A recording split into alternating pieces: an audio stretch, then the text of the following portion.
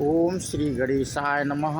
मित्रों, आज इस वीडियो के माध्यम से हम बात करेंगे श्री रामचरितमानस अयोध्या कांड से। मित्रों, हमने ये प्रसंग लिया है जो कि यमुना को प्रणाम और वनवासियों से प्रेम श्री रामचंद्र जी का उसी के मित्रों 2 भाग हम बना चुके हैं और आज तीसरा भाग मित्रों इस वीडियो के माध्यम से हम आप लोगों से साझा करेंगे।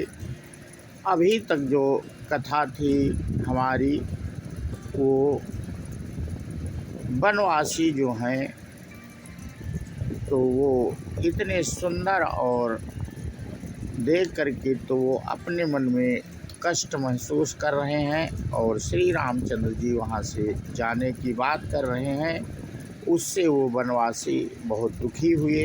अपने पिछले वीडियो में मित्रों हमने ये कथा साझा की थी और उसी के आगे की कथा इस वीडियो के माध्यम से हम आप लोगों को साझा करेंगे।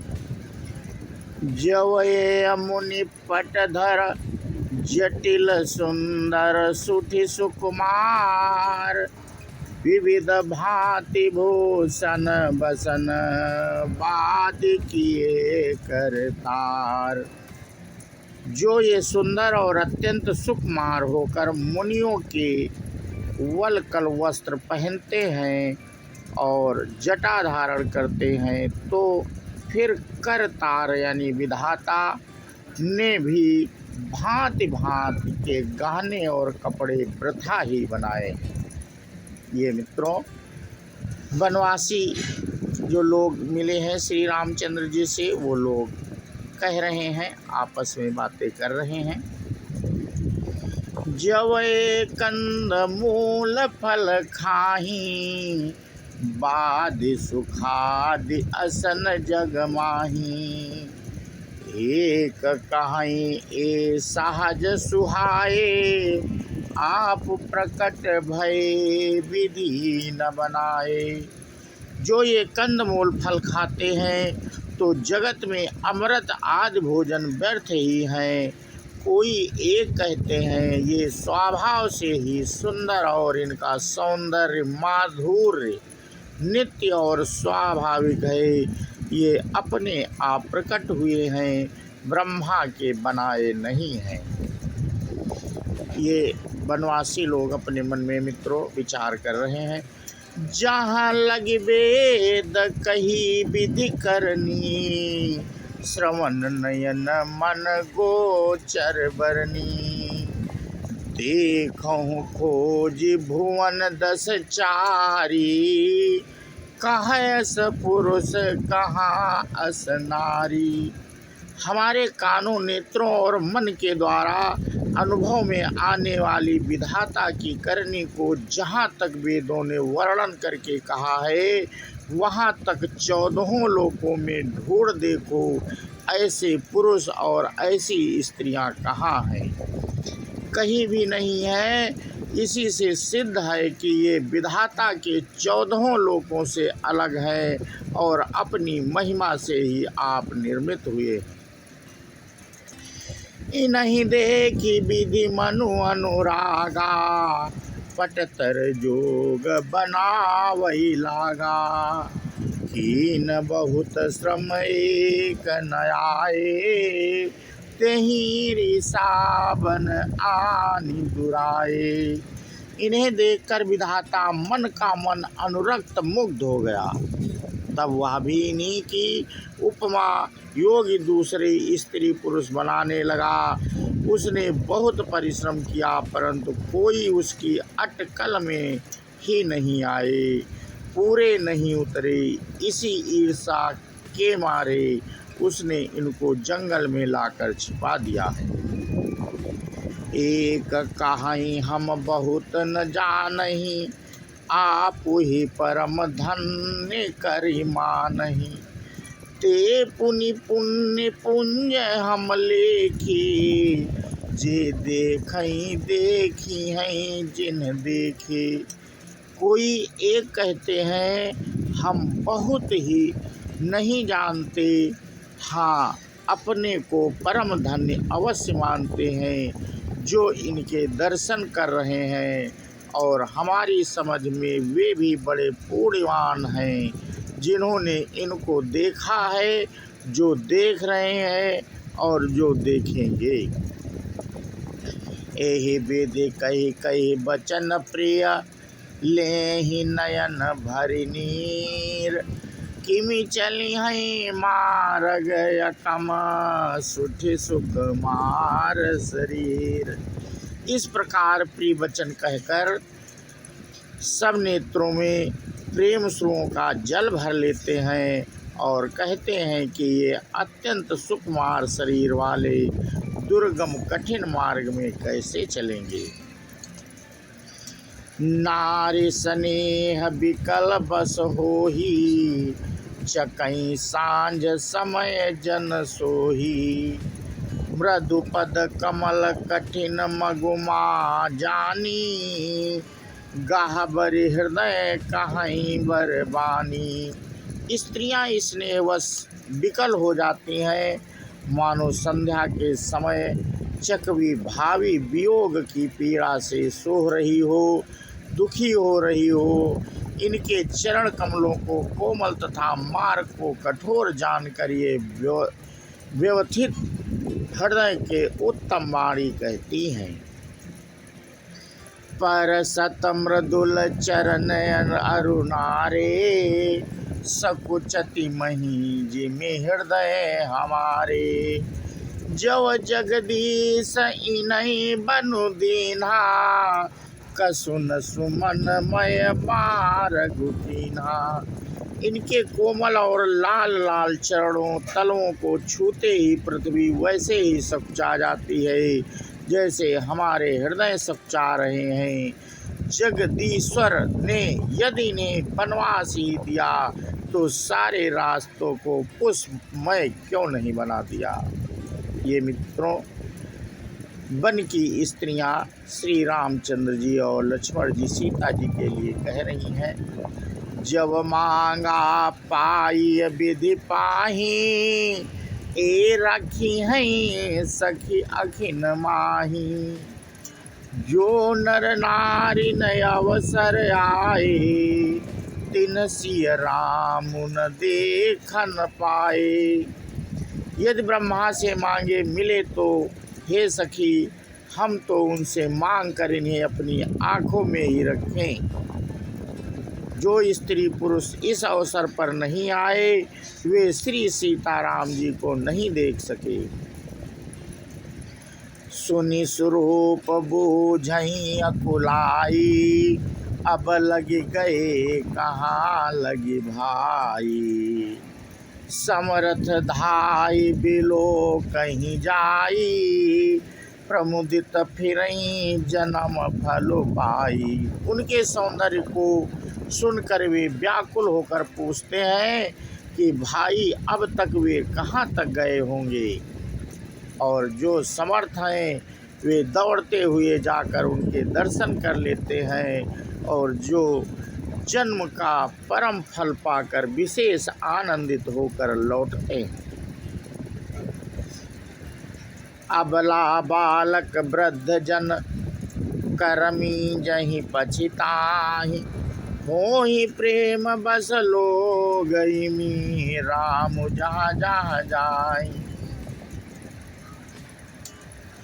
गर्भवती, प्रसूता आदि अबला स्त्रियां, बच्चे और बूढ़े दर्शन न पाने से हाथ मलते और पछताते हैं। इस प्रकार जहाँ जहाँ श्री रामचंद्र जी जाते हैं वहाँ वहाँ लोग प्रेम के बस में हो जाते हैं। गाँव गाँव अस होई आनंदु, देखी भानुकुल कैरव चंदो। जे कछु समाचार सुनि पावहीं, ते नृपरानी दोष लगावहीं। सूर्य कुल रूपी कुमुदिनी को प्रफुल्लित करने वाले चंद्रमा स्वरूप श्री रामचंद्र जी के दर्शन कर गांव गांव में ऐसा ही आनंद हो रहा है। जो लोग वनवास दिए जाने का कुछ भी समाचार सुन पाते हैं, वे राजा रानी दशरथ कैकेयी को दोष लगाते हैं। कहीं कति भल नर नाहु, दीन हमें जोई लोचन लाहू। कहीं परस्पर लोग लुगाई, बातें सरल स्नेह सुहाई। कोई ये कहता है कि राजा बहुत ही अच्छे हैं, जिन्होंने हमें अपने नेत्रों का लाभ दिया। स्त्री पुरुष सभी आपस में सीधी स्नेह भरी सुंदर बातें कह रहे हैं। ते पितु मातु धन्य जिन जाए, धन्य सो नगर जहाँ ते आए। धन्य सो देसु शैलु बन गाऊ, जहाँ जहाँ जाहि धन्य सोई ठाऊ। कहते हैं वे माता पिता धन्य हैं जिन्होंने इन्हें जन्म दिया। वह नगर धन्य है जहाँ से ये आए हैं। वह देश पर्वत वन और गांव धन्य है, और वही स्थान धन्य है जहाँ जहाँ ये जाते हैं। सुख पाय व बिरंचि रचिते ही, एजही के सब भांति स्नेही। राम लखन पति कथा सुहाई, रही सकल मग कानन छाई। ब्रह्मा ने उसी को रचकर सुख पाया है, जिसके ये श्री रामचंद्र जी सब प्रकार से स्नेही हैं। पथिक रूप श्री राम लक्ष्मण की सुंदरता कथा और सारे रास्ते और जंगल में छा गई है। एहि विधि रघुकुल कमल रवि, मगलो गन सुख देत। जाहि चले देखत विपिन, सिय सौमित्र समेत। रघुकुल रूपी कमल को खिलाने वाले सूर्य श्री रामचंद्र जी इस प्रकार मार्ग के लोगों को सुख देते हुए सीता जी और लक्ष्मण जी सहित वन को देखते हुए चले जा रहे हैं। आगे राम लखनु बन पाए बने पाछे, तापस बेस विराजत काछे। उभय बीच सिय सोहत कैसे, ब्रह्म जीव बिच माया जैसे। आगे श्री राम जी हैं, पीछे लक्ष्मण जी सुशोभित हैं। तपस्वियों के वेश बनाए दोनों बड़ी ही शोभा पा रहे हैं। दोनों के बीच में सीता जी कैसी सुशोभित हो रही हैं, जैसे ब्रह्मा और जीव के बीच में माया हो। बहुरी कहाऊँ छवि जसि मन बसई, जनु मधु मदन मधिर तिलसई। उपमा बहुरी कहाऊँ जिय जोही, जनु बुध विदुर बिच रोहिन सोही। फिर जैसी छवि मेरे मन में बस रही है, उसको कहता हूँ मानो बसंत ऋतु और कामदेव के बीच में रति कामदेव की स्त्री शोभित हूँ। फिर अपने हृदय में खोज कर उपमा कहता हूँ कि मानो बुध चंद्रमा के पुत्र और चंद्रमा के बीच में रोहिणी चंद्रमा की स्त्री सो रही हूँ। प्रभु पद रेख बीच बीच सीता, धरती चरण मग चलती सविता। सिय राम पद अंक बराए, लखन चलहि मगु दाहिन लाए। प्रभु श्री रामचंद्र जी के जीवन पर अंकित होने वाले दोनों चरण चिन्हों के बीच में पैर रखती हुई सीता जी कहीं भगवान के चरण चिन्हों पर पैर ना टिक जाए, इस बात से डरती हुई मार्ग में चल रही हैं। और लक्ष्मण जी मर्यादा की रक्षा के लिए सीता जी और श्री रामचंद्र जी दोनों के चरण चिन्हों को बचाते हुए दाहिने रखकर रास्ता चल रहे हैं। राम लखन सिय प्रीति सुहाई, बचन अगोचर किमि कहीं जाई, खगम मृगम मगन देखे छवि होही, लिए चोरी चित राम बटोही। श्री राम जी, लक्ष्मण जी और सीता जी की सुंदर प्रीति वाणी का विषय नहीं है, अर्थात अन्य वर्चनीय है, अतः वह कैसे कही जा सकती है। पक्षी और पशु भी उस छवि को देखकर प्रेमानंद में मग्न हो जाते हैं। पथिक रूप श्री रामचंद्र जी ने उनके भी चित्त चुरा लिए हैं। जिन जिन देखे पथिक प्रिय, सिय समेत दो भाई, भव मगु अगमु आनंद तेई, बिनु श्रम रहे रिसाई। प्यारे पथिक सीता जी सहित दोनों भाइयों को जिन जिन लोगों ने देखा, उन्होंने भाव का अगम मार्ग, जन्म मृत्यु रूपी संसार में भटकने का भयानक मार्ग बिना ही परिश्रम आनंद के साथ तय कर लिया, अर्थात वे आवागमन के चक्र से सहज ही छूटकर मुक्त हो गए। अजहु जासुर सपने हूँ काऊ, बसहु लखनु श्री राम बटाऊ। राम धाम पथ पई पाई सोई, और जो पथ पाऊ कबहु मुनि होई। आज भी जिसके हृदय में स्वप्न में भी कभी लक्ष्मण सीताराम तीनों बटोही आ बसे, तो वह भी श्री रामचंद्र जी के परम धाम के उस मार्ग को पा जाएगा, जिस मार्ग को कभी कोई बिरले ही मुनि पाते हैं।